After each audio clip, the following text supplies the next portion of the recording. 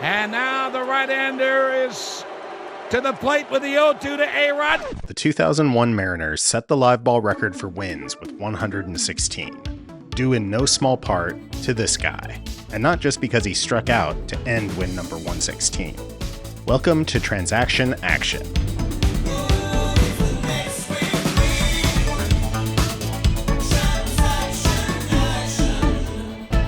This is the second Pat Gillick-led team we've covered in this series. A guy who put together winning teams wherever he went. And this one is probably his magnum opus, even if they didn't go all the way. The 01 Mariners have long fascinated me. It's a great example to point to when comparing baseball to other sports. In what other sports are you getting rid of three of the greatest players of all time in their prime and going on to not only contend, but to assemble arguably the greatest team ever? Like, imagine back in 2022 when the Kansas City Chiefs traded away Tyreek Hill. Imagine they also traded Patrick Mahomes and Travis Kelce. Do you think they would make the playoffs in the following season? I mean, maybe all the draft picks they'd receive back would lead to a solid team, but probably not. But imagine they went 17-0. That's basically what the Mariners did. Except, of course, that baseball is different. The stars and scrubs approach is pretty tough to pull off in MLB, because one guy can only be so valuable in baseball. A starting pitcher can only go 1/5 of your games. A star hitter only gets 4 or 5 chances in a game to hit. And a star fielder might only get the ball hit to him a few times in any given game. But those great players still get paid as much as the best NFL quarterback. So depth is so much more important in baseball.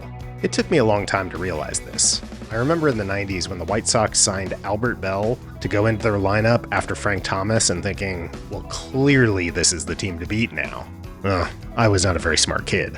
I guess I was an adult at that time. I was not a very smart adult. Well, Gillick and the Mariners were smart. They let go of 3 Hall of Fame caliber players in their primes and improved. Like, a lot. The first of the 2 big trades that made this team happened before Gillick's time there. Then GM Woody Woodford dealt Randy Johnson at the trade deadline in 1998. This was a pretty standard guy about to hit free agency rental, but Woodford got a great return for the rental of a big unit. The Astros sent starter Freddy Garcia, shortstop Carlos Guillen, and pitcher John Halama.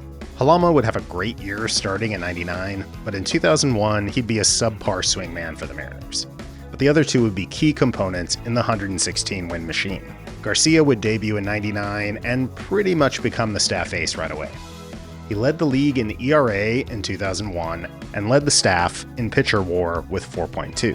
While he was the ace of the staff that year, he was no Randy Johnson, who by comparison put up 10.1 WAR while leading the NL in ERA. But they also got Guillen, who in 2001 took over the starting shortstop role. Guillen was not yet the hitter he would become for the Tigers mid-decade, but he was an excellent defensive shortstop that season. And by the way, an underrated aspect of this team is that it was incredible defensively.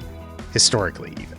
By Baseball Reference's fielding runs, the 01 Mariners are the 5th best fielding team of all time. The other huge trade that built this team happened on February 10th, 2000, when Gillick traded Ken Griffey Jr. to the Reds for Mike Cameron, Brett Tomko, and Antonio Perez. This was basically the first thing Gillick did as GM, and that's pretty tough, having to trade away the greatest player in Seattle history. This is one of those trades that in retrospect looks brilliant, but the Mariners did attempt to extend Griffey, offering him 8 years and $140 million, which was a considerably better deal than he would get with the Reds. Griffey requested a trade as he wanted to be closer to home, and the Mariners were lucky that he did. While you could say this deal looks brilliant in retrospect, you could also say it looks like a no-brainer in retrospect. Looking at Griffey's stats, he was already starting to decline. His bat was still elite, but he'd lost a step or 2 in the outfield in 98 and 99. Mike Cameron was never anywhere near the hitter Griffey was, but his elite defense in 1999 allowed him to match Griffey in WAR that season. And Cameron would put up way more value after this trade than Griffey, who suffered injury after injury in his 30s, while Cameron stayed on the field, played great defense, and was a solid hitter. The Mariners had done well to survive the losses of those 2 superstars. The 2000 team, led by A-Rod, who was the best player in baseball that year, recorded 91 wins and earned the wild card.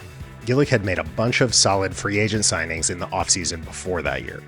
The savings from not paying Griffey or Johnson allowed him to bring in John Olerud, Mark McLemore, Aaron Seeley, Stan Javier, Kazuhiro Sasaki, Arthur Rhodes, and Ricky Henderson. All but Ricky would still be signed for 2001 and would make major contributions. Of course, the third of the big three, A-Rod, would leave in free agency, signing a massive deal with Texas after the 2000 season.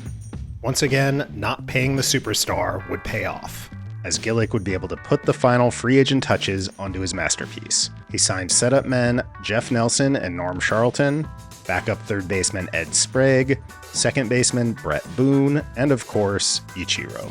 Boone and Ichiro would be the team's top two players, amassing a combined 16.5 WAR. There are a few other small transactions to mention. In 1998, they dealt Joey Cora to the Indians for David Bell, who they would re-sign to a one-year free agent deal in 2001. In 1993, they acquired starting catcher Dan Wilson by trading the aforementioned Brett Boone along with pitcher Eric Hansen. And they made a deadline deal in 2000 with Pittsburgh, sending John Mabry and Tom Davey for outfielder Al Martin. There was also the deal that brought starter Jamie Moyer to the Mariners way back in 1996. Seattle sent outfielder Darren Bragg to the Red Sox. They also signed several free agents in the pre-Gillick era, who are still signed through 2001. Paul Abbott in the rotation, and backup catcher Tom Lampkin. Just an incredible job of roster construction on this team.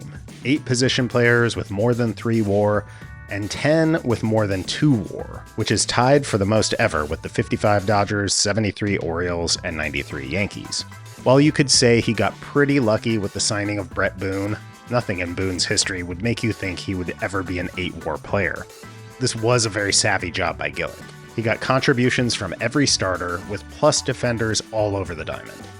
Plus great depth, including a super utility season from Mark McLemore, who moved all over the place. This team had just one position player who posted a negative WAR, Ramon Vasquez, who put up negative .2 in 17 games. Alright, so now let's do a little bit of what if they did nothing. Normally, I wouldn't include a guy who left in free agency prior to the season in question, but for this exercise, I'd like to initially imagine the team had they signed A-Rod in addition to not doing any of their other moves. And obviously, we're going to assume that the Mariners extend both Griffey and Randy Johnson. I know that's not doing nothing, and with the fact that Griffey had requested a trade, this is pretty unrealistic, but let's not let realism get that much in the way in this stupid thing. They wouldn't have let those two guys just walk had they not traded them. So let's assume they get it done. So here's the actual 01 Mariners. We're going to assume anyone who played less than these guys remains the same. First off, we dropped the guys from the Johnson and Griffey trades. So no Carlos Guillen, Freddy Garcia, John Halama, Mike Cameron, or Brett Tomko. We also dropped Dan Wilson, Al Martin, and Jamie Moyer, as well as the other free agents. Ichiro, Olerud, Boone, David Bell, Paul Abbott, Aaron Seeley, Sasaki, McLemore, Javier, Lampkin, and Sprague. And Nelson, and Rhodes, and Charlton. Goddamn, there's a lot of free agents on this team. Okay, so basically the whole team is gone other than Edgar, pretty much. We get to add back in Randy Johnson, Ken Griffey Jr., and A-Rod, though. And we can add back in that Tom Davey guy, too, to the bullpen. These are the players' salaries that we've dropped, totaling more than $60 million. But those 3 big contracts and Tom Davey total up to $48 million. So there's enough budget there to sign Ichiro, Boone, David Bell, Mark McLemore, Tom Lampkin, and Paul Abbott. And then figure in a bunch of league minimum salaries. Since Sprague and Charlton were actually playing on league minimum salaries, we'll be able to keep those two. So this right here is probably a pretty good team, even if you fill in the roster holes with a bunch of guys who are not even real people. They're just not important, like they don't matter. In fact, if we were able to just fill in the rest of this roster with replacement level players, this team would only be about 14 WAR worse off than the actual 01 Mariners. I know WAR and team wins is not a one-to-one translation, but the correlation is very strong. 14 wins may seem like a lot, but that would still be a 102-win team. But would they be able to plug in that many holes with replacement level guys? I highly doubt it. The Mariners farm system was not exactly brimming with major league ready guys. 25-year-old Scott Podsednik had a cup of coffee in 2001 and would be a very solid player in 2003 and have a decent career. I think we could probably assume a replacement level year out of him in 2001. Also, veteran backstop Pat Borders was on this team, playing just 5 games and spending most of the year in AAA. I think we could assume that he could put up a replacement level backup year to Lampkin.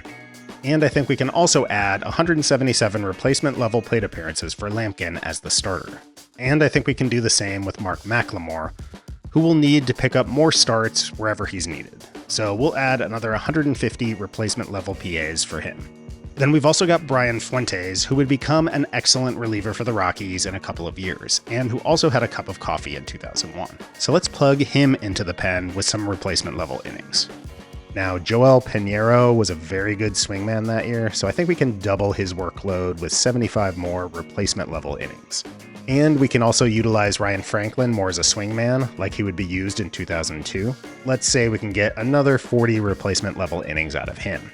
At this point, we've still got to make up almost 700 plate appearances and over 500 innings pitched. So what can we really expect by plugging in quadruple A players and other guys who maybe never even made the bigs? Let's do it like this. These are the 200 worst position players by WAR in 2001. This is negative 99.5 WAR in 30,159 plate appearances, or negative 0.0033 WAR per plate appearance. We take that times our 683 plate appearances that we're missing, and that comes out to about a negative 2.3 WAR, split between the 2 position player roster spots that we're missing. And for the pitching side, these are the 200 worst performers in 2001. Negative 85.5 WAR in about 8,800 innings, or about negative 0.01 WAR per inning pitched. So we take that times our 534 innings that we need, and we end up with each of these 5 guys giving us negative 1.1 WAR. Now that we're done with all that crap, this team would be about 22 WAR worse off. And so if we subtract 22 from 116, this is a 94 win team. Not winning the division, but most likely taking the wild card. Now, you'd have to think that had the Mariners actually doled out these contracts to the big 3, that they would have upped their payroll in order to put a better team around them. But we're not going to get into that. But let's do this now how I normally would do it and dump A-Rod. In that case, we can add back in Olerud, Stan Javier, Aaron Seeley, Jeff Nelson, and Arthur Rhodes. That's what $22 million could buy you in 2001. Doing this will lower the amount of sub-replacement level plate appearances and innings pitched we need, so I've adjusted that. This team would be about 11 WAR worse than the actual Mariners.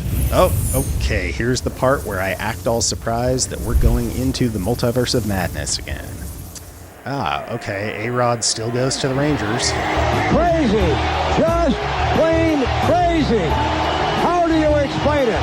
The Athletics have accomplished what no one has before. Okay, oh, wow, okay, I guess those 11 wins gotta go somewhere, and apparently they all went to the A's.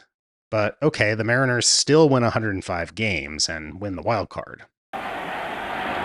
McLemore hits it. And they're still playing the Yankees in the playoffs, but this is the ALDS, and freaking Jeter. Start spreading the news. New York, New York.